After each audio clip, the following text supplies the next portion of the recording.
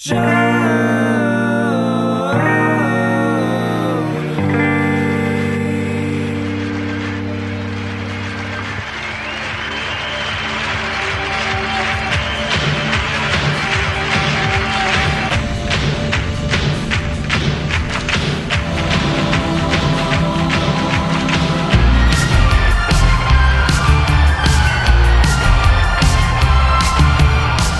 hello, everybody. Welcome to another installment of Show to Be with Mike G, the show of life, the show of Robinson, Texas, UNT, food. Today's guest is the amazing, he's humorous, he's hilarious, he's intelligent, really fun to spend time with, Brandon Watson of the Austin Chronicle, the food editor there. We talk about a lot of different things. We sip some whiskey.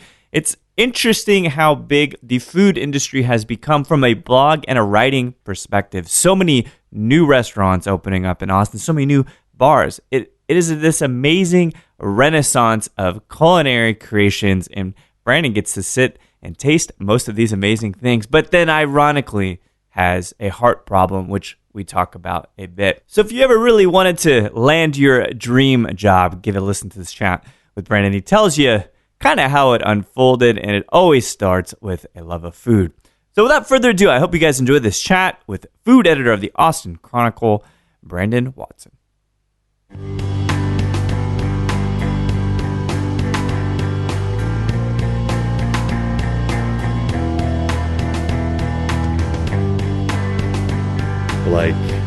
I had a heart attack really young. Wow, how young? And I was 40 when I had the heart attack. Wow. So just a year and a half ago or so. You do. So first thing is that is I have this look of shock and awe because you don't look old, man. Good work on that. Oh, well, Botox and gray beard. That's lots of other stuff. Yeah. So it was just kind of a scare, just anytime you've had heart problems, they just keep you in the hospital forever, and you're stuck eating that hospital food and being people taking blood every 4 hours, and it's just a miserable experience for everyone involved. If you had a near-death experience, or if I somehow had been like those old silent movies, if I'd been tied up and put on a railroad track, I'd love to detail what that felt like. But tell me I have no idea yet, mind you, what that would feel like to have a heart attack. Describe that? I've never talked to anybody about that before. It's really it's really hard to describe. I just woke up one day. It was about I don't know, maybe 10:30, 11, not too late at night. And I just felt like something was wrong. I really couldn't lift myself up with my arm. Wow. I didn't know what at all. I didn't have chest pain. I just felt really weird. So I kind of stumbled over to my neighbor's house, just asked them to call 911. And the rest of it's kind of a blur. I mean, it just kind of... you see ambulance lights, and you go through, you're lying flat on your back and, watching all those fluorescents in the hospital. And, so it is like the movies.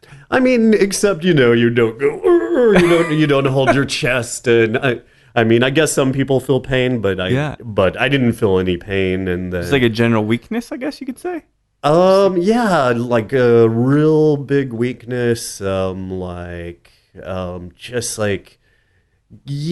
don't know. It was the weirdest feeling. I just knew something was wrong without knowing what it was. And so the thing is you look like you're in pretty good shape. You look like you don't look very old. It looks like you take care of yourself. So do you have some predisposition to heart issues? Or? I smoked for a really long time, and that didn't help. But my cardiologist thinks it has something to do with something called Kawasaki's disease, which grows nodes on your arteries, and that makes it a lot more likely for plaque to form, as I understand it. Okay.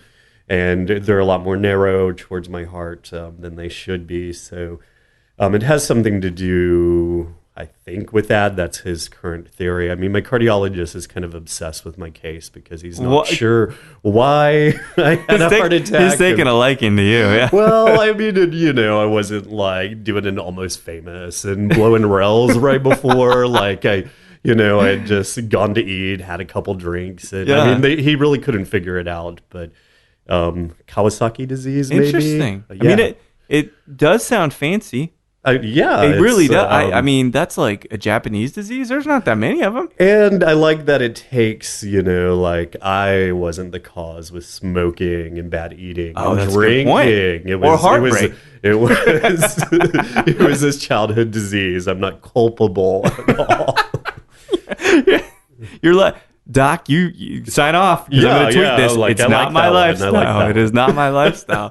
And it's almost like ironic. I go back and think about this because Futurama referenced it, but two, I love the Twilight Zone. But all that Burgess Meredith wanted was time to read his books, right? That's all he wanted. So then civilization ends. He's got all the time in the world, all the books. He breaks his glasses, and then he can't read the book. So to me, why I say this is that you've got this amazing position, at least as I perceive it, to be in the middle and at the high intersection of all the great food stuff going on in Austin.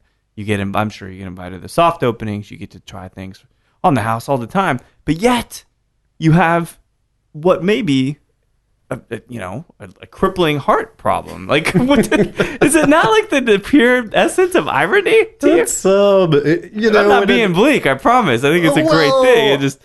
I mean, when it first happened, it was just, they told me to drastically change. Were you a food writer then? Yeah. Okay. Because it would be funny if in reaction, you know what, fuck you guys, I'm becoming a food writer. Yeah. And it's like, we didn't see that coming. We didn't see that coming at all. I told my cardiologist, I was like, I don't know that I can do this because part of my job is eating fatty food and oysters and, drinking, and like that's all part of my job. And he let me slide a little bit as long as I stayed not smoking. That was his big that makes thing. Some sense. Do not smoke. And it impairs your ability to taste. It really does. Oh, yeah.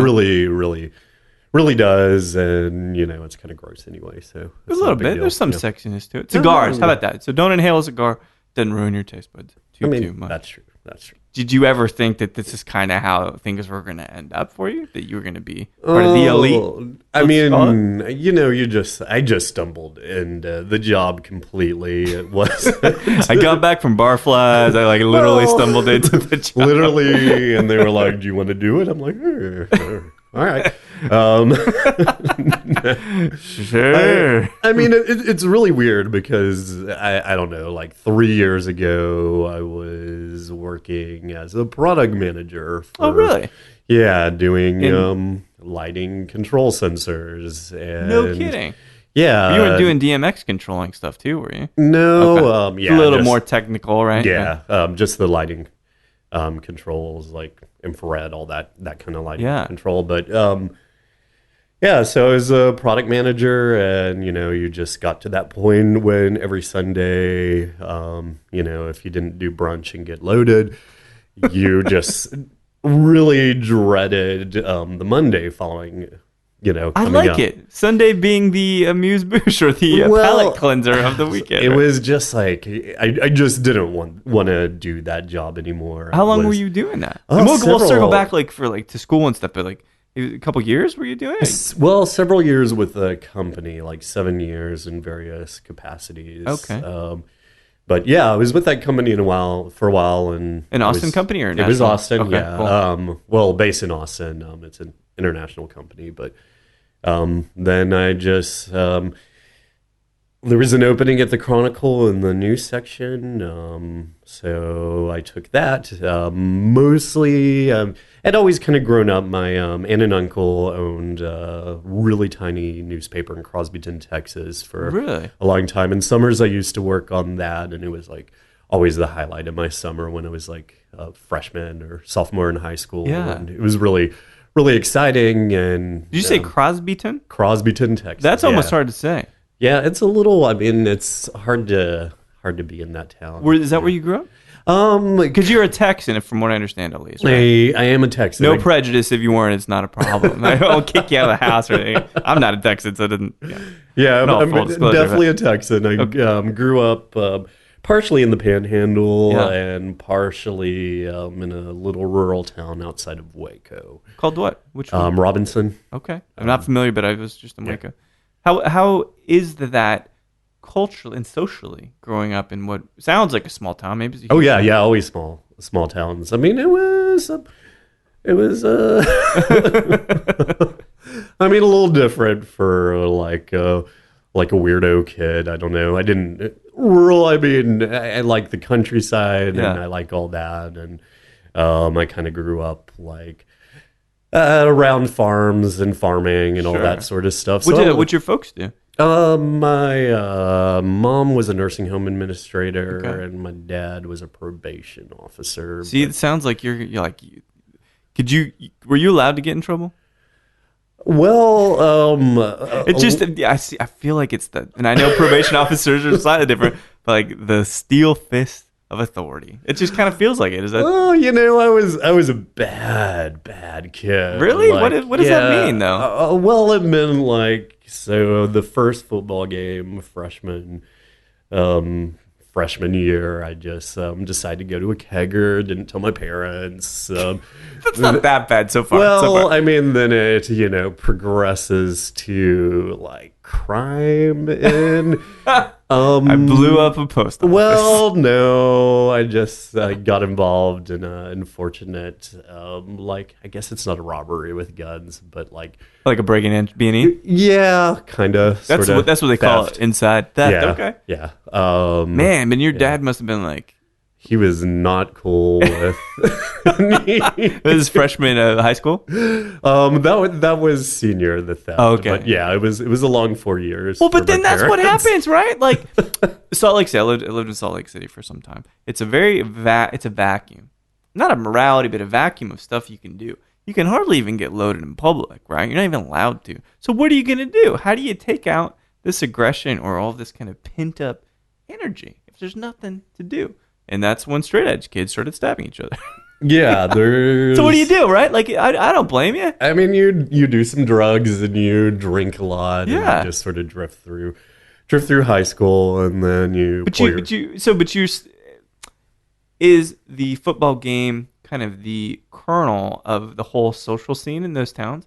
If I've learned anything from Friday Night Lights, that's what it. I mean, I guess it was. I mean, everyone went to it, regardless if they were either in band or playing or just watching. Like, everybody sort of. That was the thing. That was the thing, and then you went to have pizza or whatever. Went to a house party afterwards, but that was kind of high school social life. Were aspirations to either write or to get the hell out of that city? Were they kind of building pretty quickly in high school? I mean, definitely get the hell out. I was. It's funny that I wound up in journalism because that was the high school goal was journalism. That's what I'm going to do. Why? I don't know. I mean, I guess it seemed like it had merit still then, but maybe not so much now. But I think it seemed exciting. Like I really had this was like the 90s, so pre-internet, and like I had no real clue about the world. Like my parents really never traveled that much, a little bit in the States. So journalism, it seemed like this way to see like a gateway into the rest of the world, right? Yeah, and I don't even know if I thought internationally. I was like, oh, New York or something like that. That was, that's what I thought it would be, and journalism didn't wind up being a gateway into the world. It wound up being very local. Stuck to a desk, as I hear some of it. Somewhat. Yeah. So when you got out of high school, did you have journalism? I presume if you're saying, well, I really want to enter journalism, and there's always many paths, right? But did you say, well, I'm gonna do that whole college thing?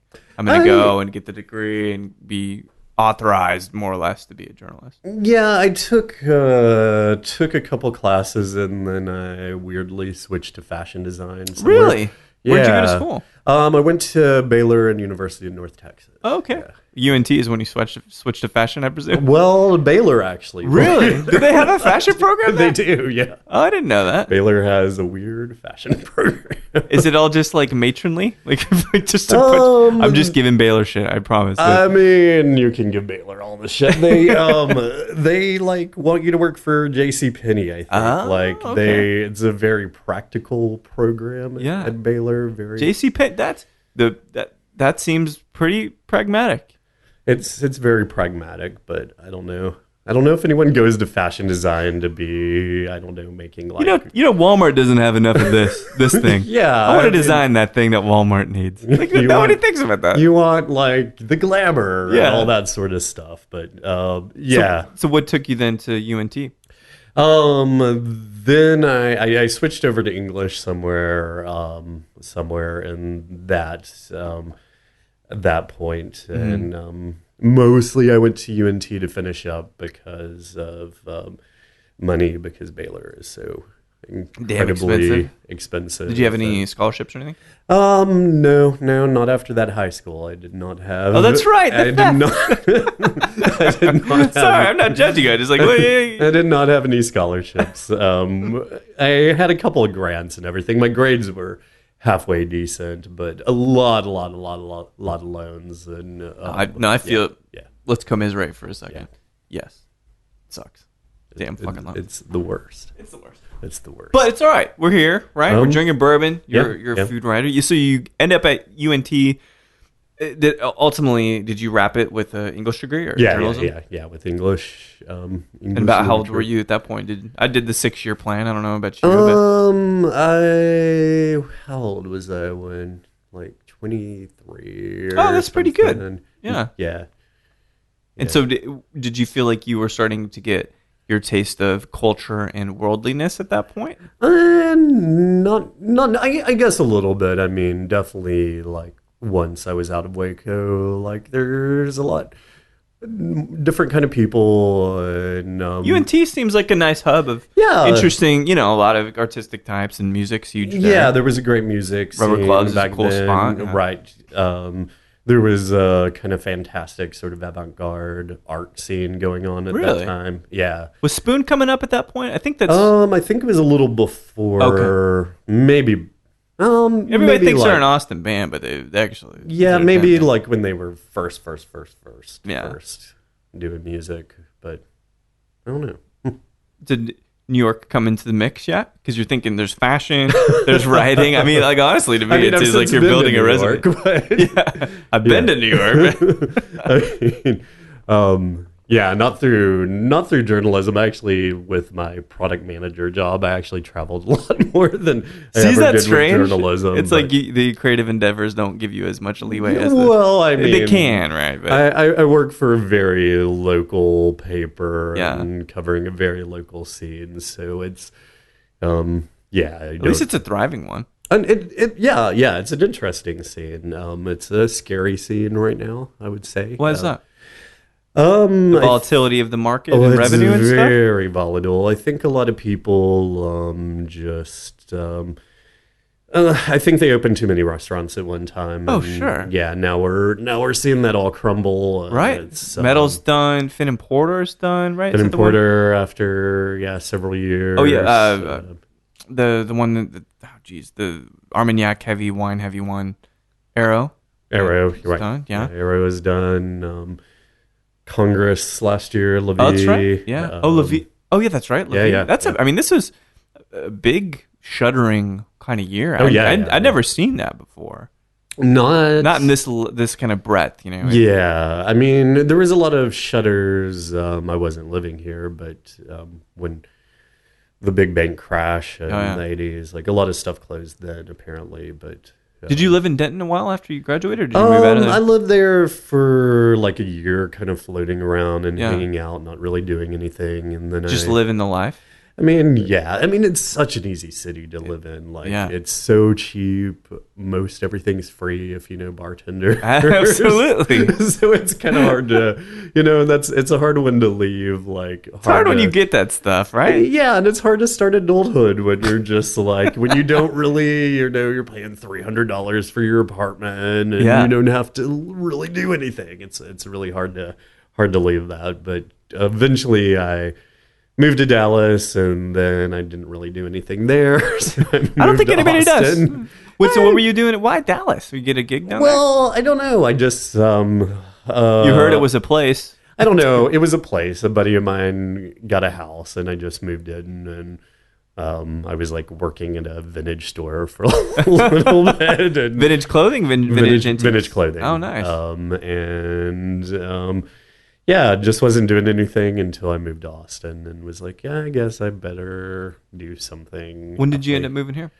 Career, let's see. Been here, I guess, about 11 years now. So I'm going to do the math. So 2004-ish, 5-ish? Yeah, somewhere in there, yeah. Something like that? Yeah.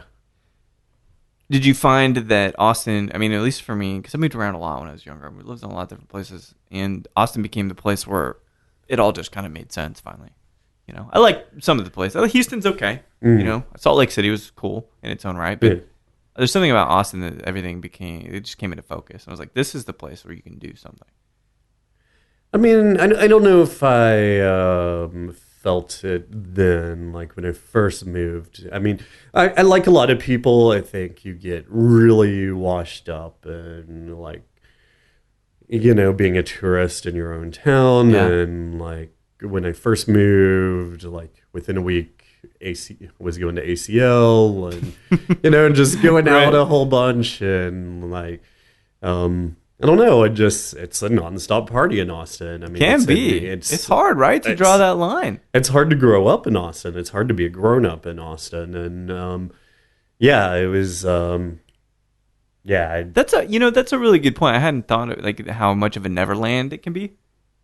Where you can get cheap rent. Now rent's debatable now. It's I was reading something today. It's like going to keep increasing, which is fine. It's fine. But that's the thing with Austin is that it's got two really big options, two big paths. There's no ceiling, so you can do kind of anything you want. Want to start an app? Fine.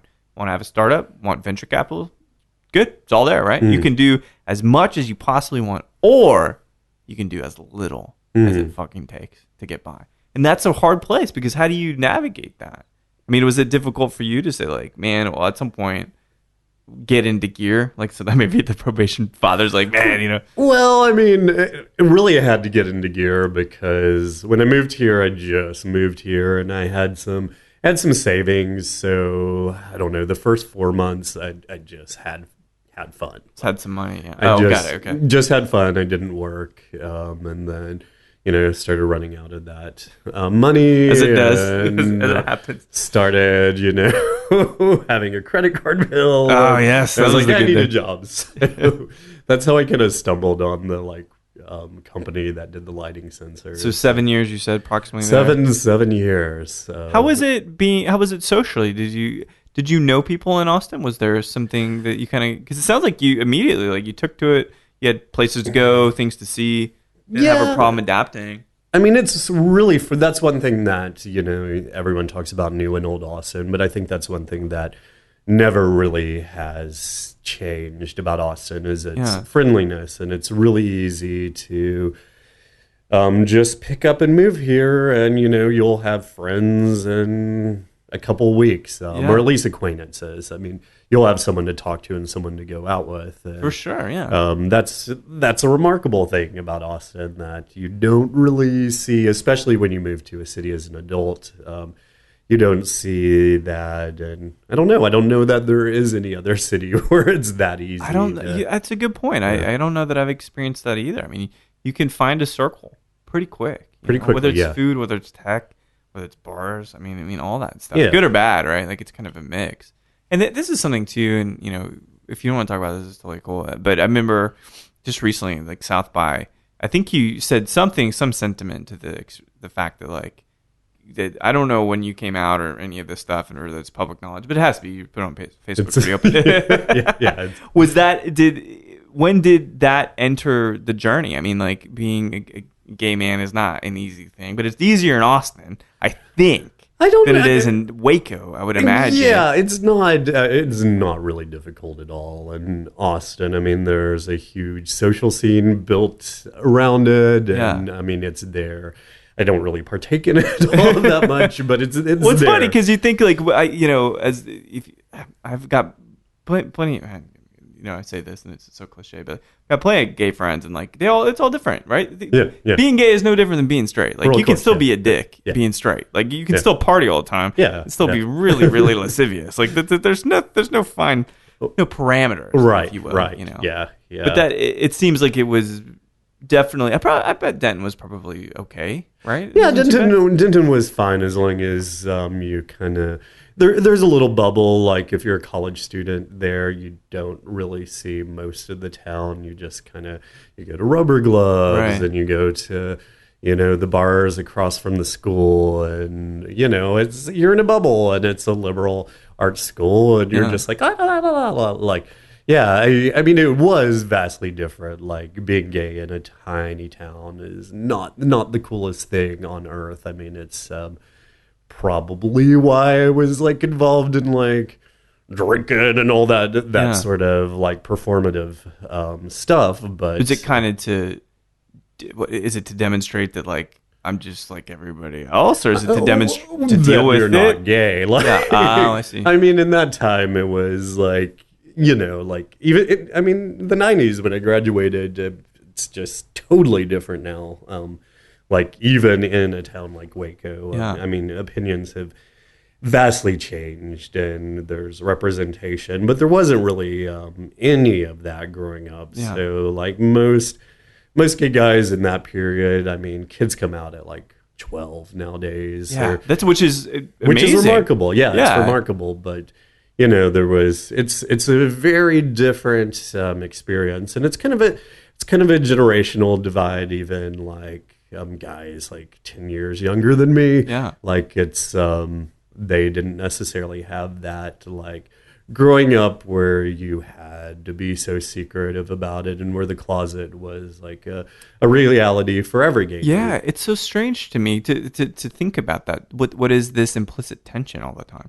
Like an interest. Yeah. It's basically like living a double life that you can't tell other people about, and there's nothing wrong with it, right? Like that's the thing that's so strange, is it's almost like having to live with something that other people find so sordid and illicit, but it's not, right? Like, and I can only empathize, but I can't really relate, but it is. I just can't imagine what it's like being in a small town, having to kind of just closet that stuff. Yeah, and it's not even, like with me, it wasn't even action. I wasn't like, dating anyone. I wasn't making out underneath the bleachers or anything. Like it was just like, it was like pitch perfect, is what you're saying. I mean, it's just like, like they can see right through me. I don't know. It's like you learn to lie a lot. I mean, it's like this despicable thing that teaches you to lie all the time, and it's I'm glad kids aren't. I mean, there are kids, obviously. There's like podunk Mississippi towns where I'm sure it's gotta be tough. People are still going through these same things, but it's heartening to see how different it is from back then. Yeah. It's pretty Do you have amazing. any siblings? I do. I have 2 brothers. Younger or older? One older, one younger. Were you guys pretty close? No. Not particularly close. Just into different stuff? Yeah. My younger brother was much younger, so. Oh, okay. He was like 10 years younger than me. Wow. So it's hard to have stuff in common early on. Anyway. Yeah, I don't know. Maybe Saved by the Bell was our commonality. It's still good. It's still good. It's still great. And my older brother was just like, just completely into different, like, I don't know, like he was really into metal and like knives, and I don't know. He kind of sounds like like a parody when you say. You see that movie Paradise Lost, that documentary? Oh yeah. That's what I think of. But those kids were cool, but they're still strange.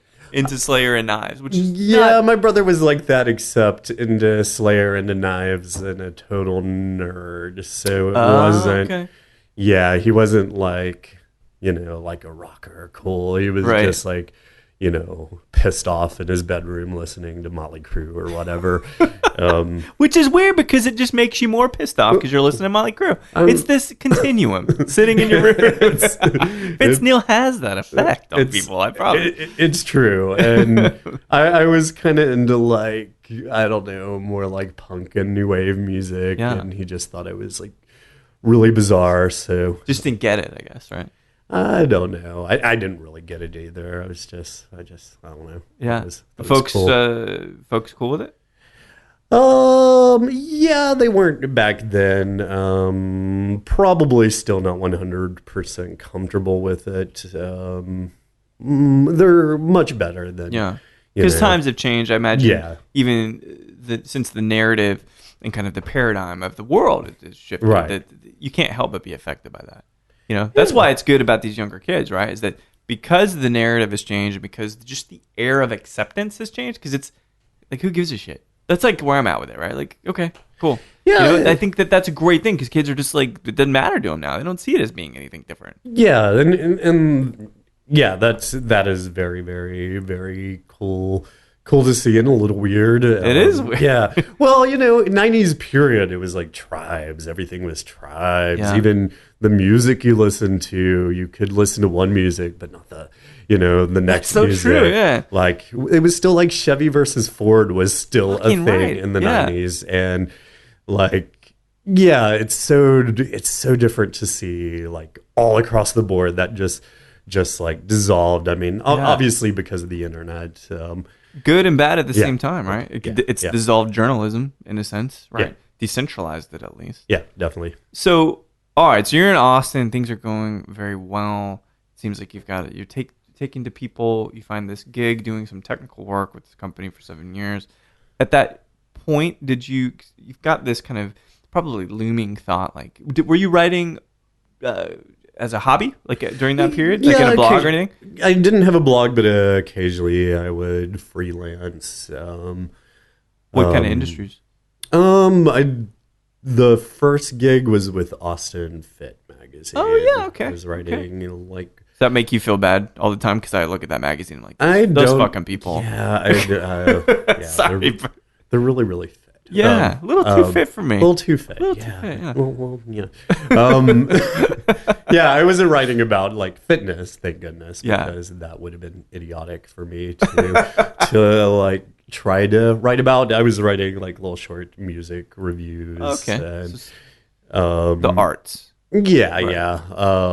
And food. I actually barely wrote about food before I became the food editor. When I say I stumbled into it, like it was a stumbling. I still think of Barflys. I think of some whiskeys involved and all that, But it seems like, and this is a common theme, like on these conversations I have with people, is like they do these random things. They seem like this random constellation in the sky with no order, no form. But then, like as you start kind of focusing in, it all just leads you down this path eventually, and you chip away. Yeah. And so tell me, were they put an ad on Craigslist? Did they put something on social? How did you actually get introduced with the Chronicle? Well, the Chronicle, I was doing a little freelance before the job opened up. Whose job was this that kind of transitioned? Was it somebody or was it a new job? The food editor? Yeah. Yeah, so with the food editor, that was Virginia Wood. Right? Yeah. And Virginia is just this like grand dame of Austin food. She was the food editor for 17 years. She wrote for the Chronicle for 20-something years. She used to supply pastries in this town, like very early to a lot of places. She was a pastry chef at like Fonda San Miguel. Wow, I didn't know that. She has this long storied career, and she was I think she wanted to focus on writing more and decided that the day-to-day of like editing was just probably, I don't know, like wasn't as fun probably. Yeah, as it's probably yeah, a little. What's the it's- word? Tactical. Like you just have to keep doing that. and it's stressful, and you can't really. To be in a position to write, just write is awesome, and Yeah, she's it's great. certainly earned that. So I had done a few pieces for the food section before that time. And that we're talking what? That's just within the past couple of years. Yeah, just past couple years, and the main reason I think that anyone knew I knew about food and was interested in food is we had a group of editors that always went to lunch every day. Really? One of those persons was a managing editor, and Okay. so. So you got your name thrown in the hat. Well, I would always give my opinions on restaurants. I would always be very vocal about what was going on in food. Yeah.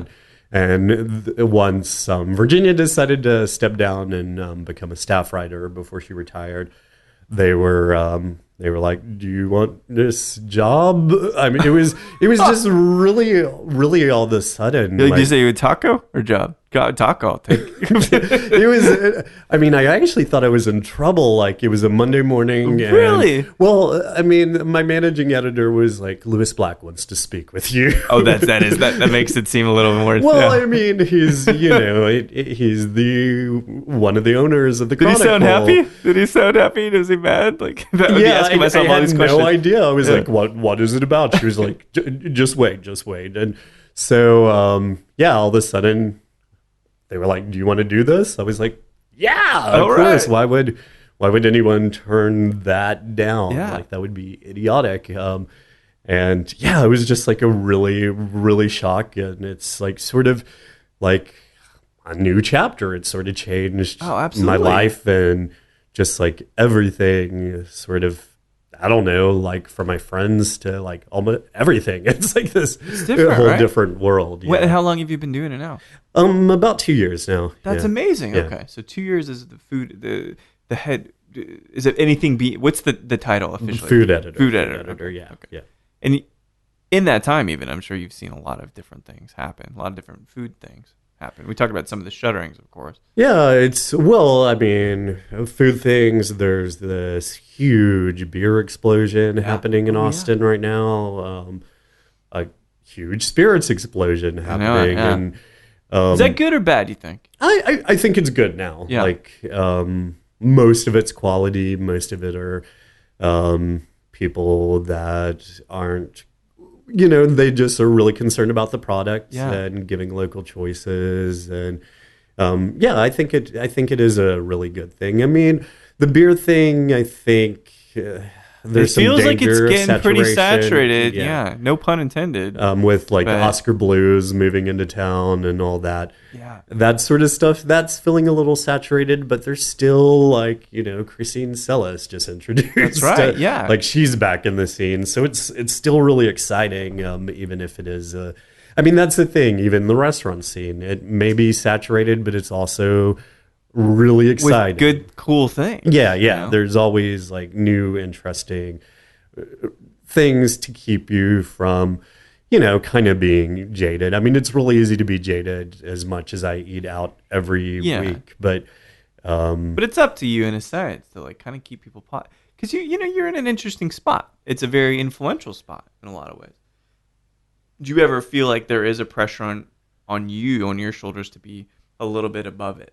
A little bit above maybe what is this kind of base level, people griping about shit and people giving you shit about Singapore rice or whatever the hell that whole thing was. Which, fuck it, man. Like, they're talking about schmaltz in an article, like a rebuttal, and it's like chicken fat renderings. I'm like, this is just, take it offline. This is way too detailed. But at any rate, like, do you feel pressure being in that position? Yeah. I mean, it's a large part of my job is reviewing places, and you have, I think a lot of maybe the general public thinks that food reviewers just really want to tear restaurants down. I think a lot of people feel that way, and I just have so much respect for. I mean, everyone who works in it, from the decorator to the architect to the chef to, to the servers, to everyone in the entire operation. It's all people who work very, very, very hard at what they do. Yeah, And, I mean, at the very base level, to open up anything, massive pain in the ass. You got to be persistent, and you got to be somewhat organized. Yeah, somewhat. Yeah, and you have to put in a lot of sweat equity and a lot of, it's a hard thing to do to open a restaurant.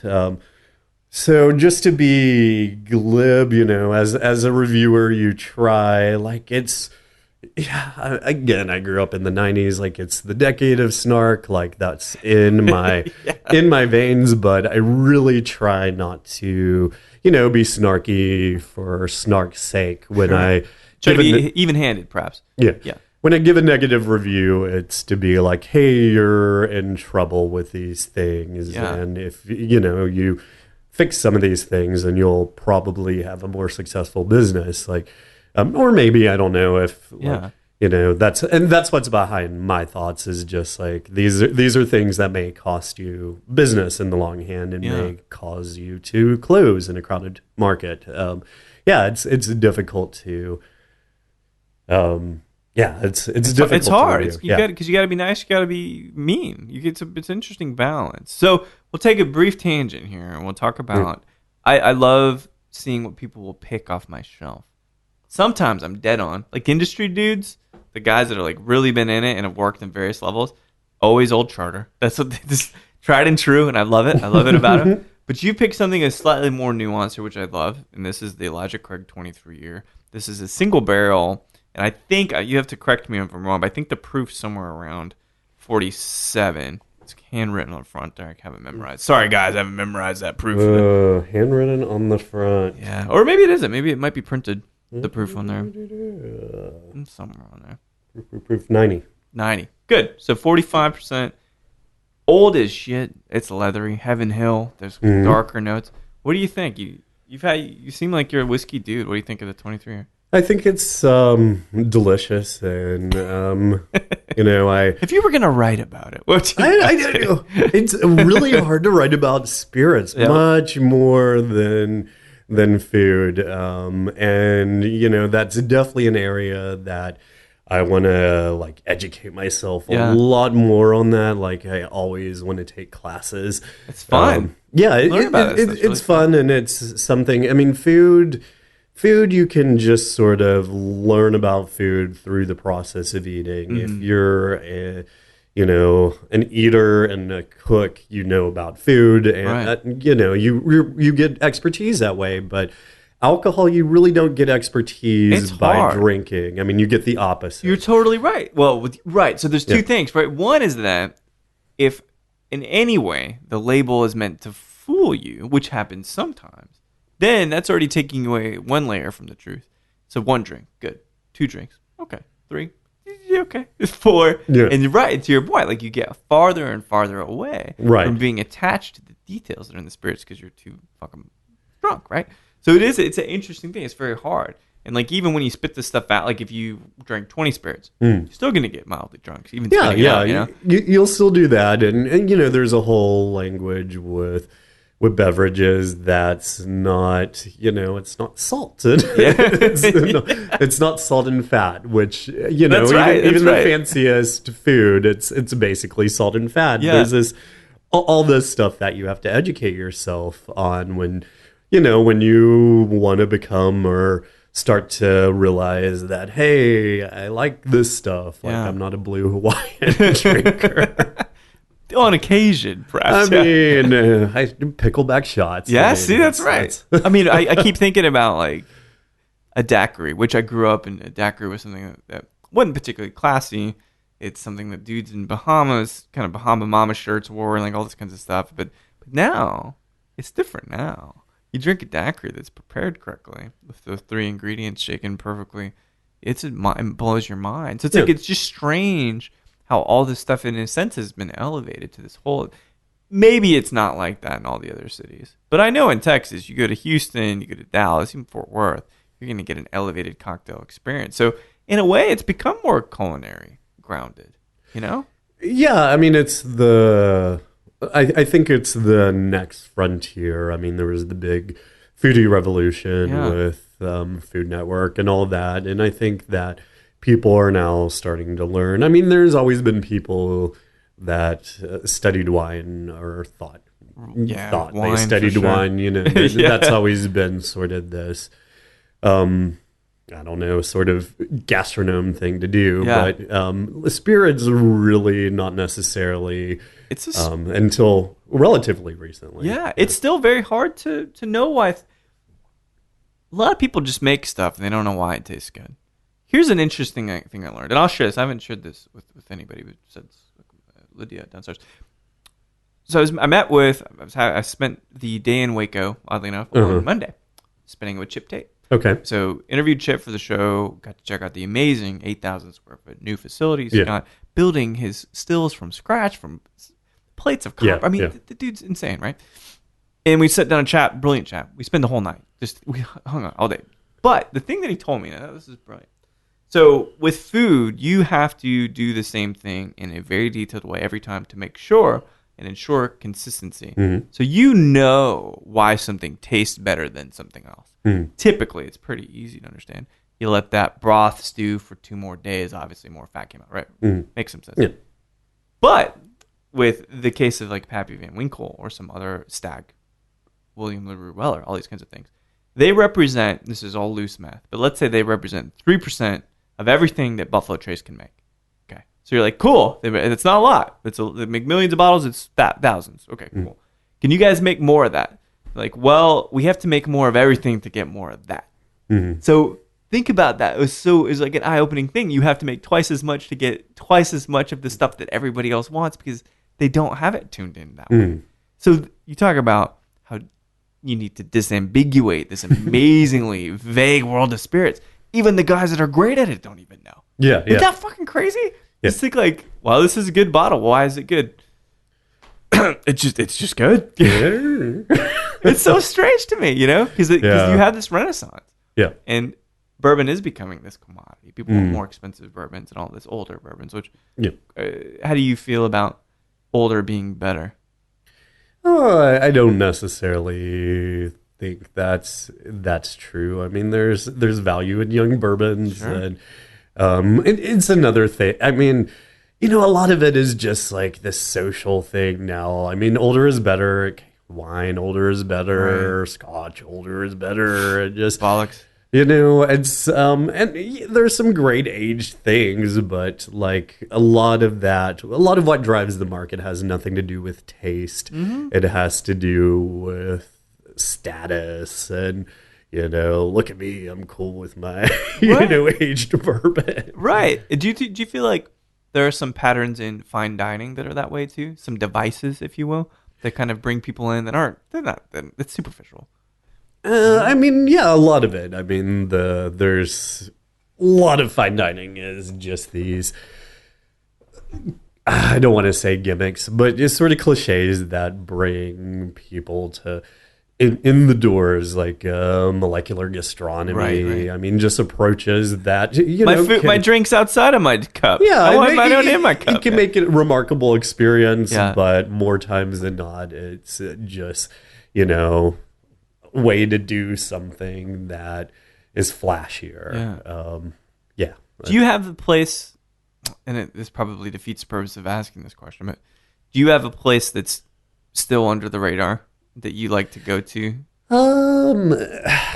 There's very little under the radar in Austin. I mean, we have something like 150 food blogs that operate out of. God, that's insane. 150? Something like that. The Austin Food Bloggers Alliance has something like that, and they all have to be active blogs to be part of this. Still, that's a lot. Yeah, it's a lot of blogs. I mean, how many voices do you need? I mean, it's both good and bad. Okay. I mean, they're not all covering the same thing. Okay, a lot of these people are doing cooking blogs or which is different. Okay, yeah, which is different. Fair. But there's Thrillist and Eater, and there's like so many places to read about food. And yeah, I don't even know what the question was. So it's like almost impossible. Oh no, it's okay. But it's impossible, basically, with all of the outlets to have a place to have this under the radar place. I mean, like I live west, so I feel like Now's is kind of under the radar still for like good shakes, cheap good burger. Yeah. But there's not a lot of places as soon as like one person gets wind of it, like everybody knows about it, and everybody in food media and food in Austin in general talks to each other. So if someone discovers something, like the whole pack knows about it in like a week. It's real hard to be under the radar unless you're awful. Yeah, and then there's one place that we'll talk about after off the mic that you can bring your own mezcal, and they have the best barbacoa and cabrito that I've ever had. So it's making me hungry, so I'm stop talking about it. But I only have two more questions for you. Sure. And one is, do you feel like because there are so many people at various levels of skill, mind you, some people write wonderfully, some people write very, very poorly, that actually reduces the overall level of quality of food journalism? Or do you think it's all pretty good? I mean, obviously there's various degrees of quality, and there's various things that people are interested in. I mean, there's value in shareable content that's fun, and there's lists, and I always read heat maps, and I read all that stuff, but the stuff I like doing, it's increasingly hard to do in this market, which is tell stories in food. We're not telling stories. We're just saying this is a thing that tastes good. That's right. There's no narrative, really. There's not a lot of narrative, and I really, really like narrative in food. Me too. I like... writers like MFK Fisher, that's a cliche. Everyone reads her, but there's a reason, and that's because she above and beyond, at least from a narrative perspective, right? Just as beautiful writing, and that's what's important to me is writing first, the story first, and the food is just around it. I mean, sometimes it's a little weird, like in my reviews, where sometimes people don't know if I like the restaurant or not. Because but I kind of like that. I mean, to just have some kind of like some exposition. Yeah. Because I love food and I love spirits, and I love the people that are working on this stuff. And I was ecstatic about Backbeat opening. Mike and Jess are wonderful people. Right. They've been very supportive of me personally, but even without that, they make really, really fucking good places. They're fun. One of my favorite. Chronicle still, like, anybody comes into town from anywhere in the world, I'm like, go there. The vibe's there. Backbeat replicates it perfectly. A little more class, elegance, etc. Right? And so everybody should know, or should at least get a peek into how wonderful that spot is via writing. So then, and I'm sure everybody's friends, and that's fine, Eater puts out a review, and it is so clinical. I would have rather had my prostate checked and read that fucking article. Because it's like, there's amazing cocktails. It's just kind of like, oh, and this exists. Oh, they have an upstairs. Well, I mean, come on. Eater doesn't review. I mean, sure. They're not a review, like, sort of thing. It's a news organization with Eater. So, but there was nothing newsworthy by the way they wrote it. I mean, it's saying this bar exists. But like if I'm a big media company, I think big media companies want like that shareable content because that's what people read. Like, like one of Nadia's articles at Eater gets like so many more 1,000-page views than anything I ever write. But do you think that it really impacts things? Well, I mean, or rather that the article or the content itself really, despite what is scannability and what it may be a limited interaction, and we can talk about web metrics, which fucking bore everybody, right? But we're sure.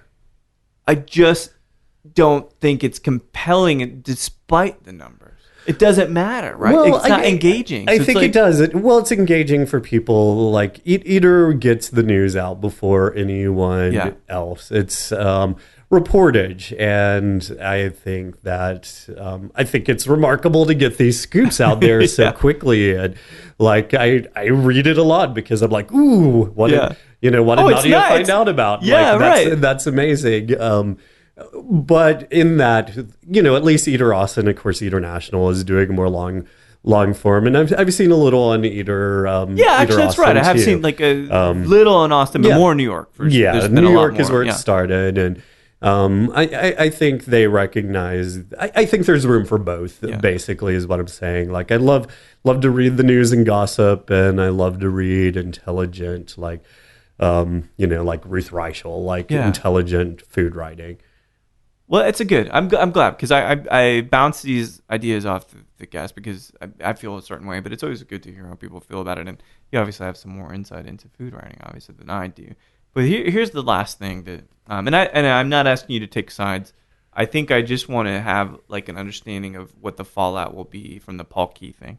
Like, just take it in. It could be anybody, right? So, take a guy that is a celebrity in food, and he's in a situation that is unbecoming of his character. Okay, that's true no matter what, right? No matter what happened, that's not what I'm saying. Do you think that? What do you think the backlash will be from all this stuff? Do you think that Key and Eastside Kings and everything will recover from what is really horrible press, and probably rightfully so? I'm not making a call on that, right? But what do you think's going to happen long term? It's hard to say. I mean, it happened at a very peculiar moment where, just opened a Toco. Not too long ago, he opened that Miami restaurant. And it's, I don't know. It'll be interesting, I think, to see what happens to the namesake restaurant, Key.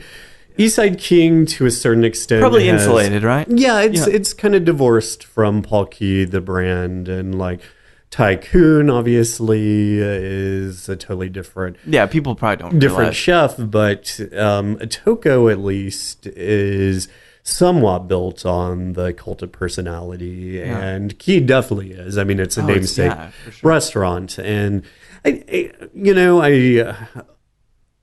don't know. It feels in some. It's kind of unique, right? Well, I mean, we had one with Philip Spear. We had that scenario, but I don't think he hurt anybody. I can't remember exactly. No. But still, like a good pattern of abuse, substance abuse, and he kind of got, he got swept under the rug for now, at least. Probably while he's in treatment and stuff, but. Well, I think that Philip Spear really did the work. You can tell, and now what I've had, which is very little from him but a little bit.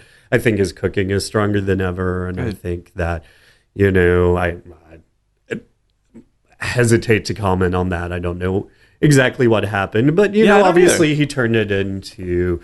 I think he worked his way up, but he wasn't quite a celebrity. No. I mean, not near a celebrity. Paul's international, TMZ, right? Yeah, TV star. People know who this person is, and it will be interesting. I mean, our culture doesn't necessarily shame celebrities for bad behavior. I mean, there's some redemption, like Chris Brown, obviously. Is how that fucking dude can have redemption?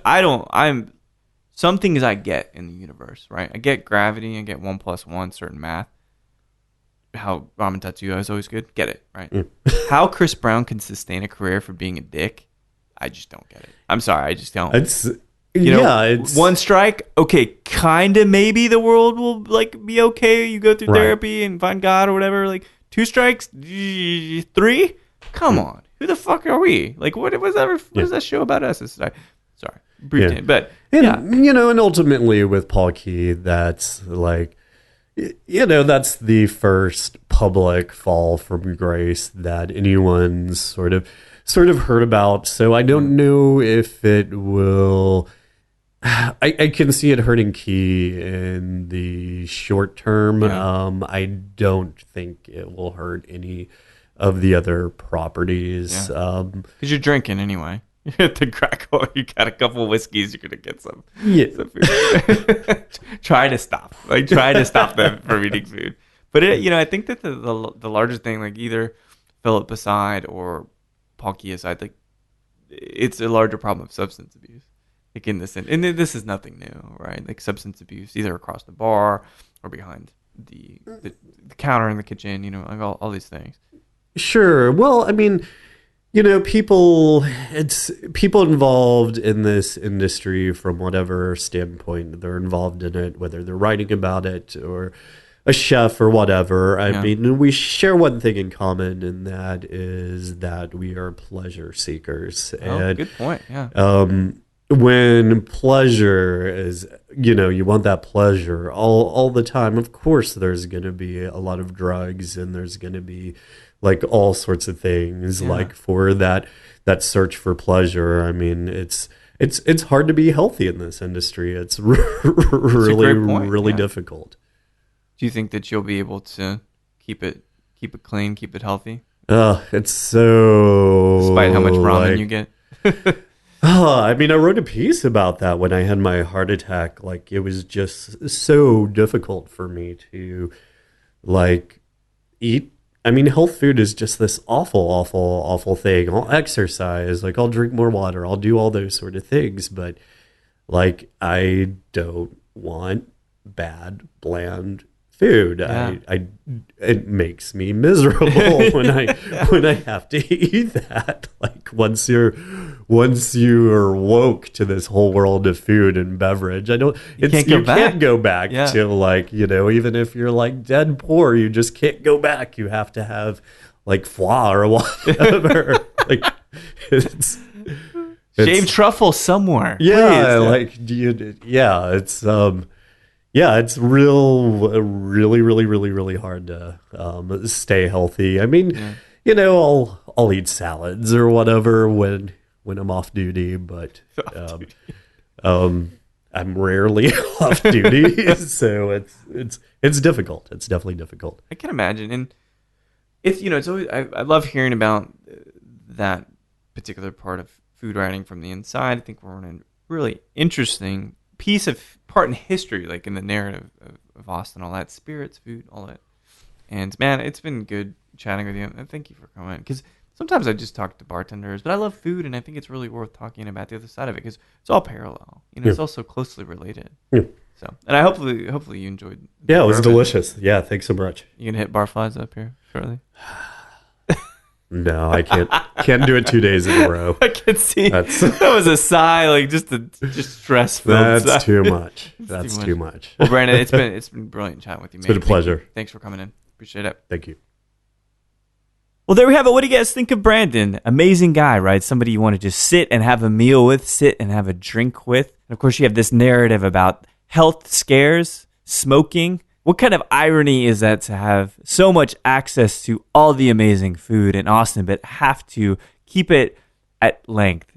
Don't indulge too much. Always be conscious of health. I think that's an interesting parallel to the hospitality industry, in which you are a kid in a candy store with so many bottles of booze and such a difficult lifestyle, staying up late, waking up late. Your body really bears the burden. So it's great to hear how he's kind of coping with that and how he is adjusting some things.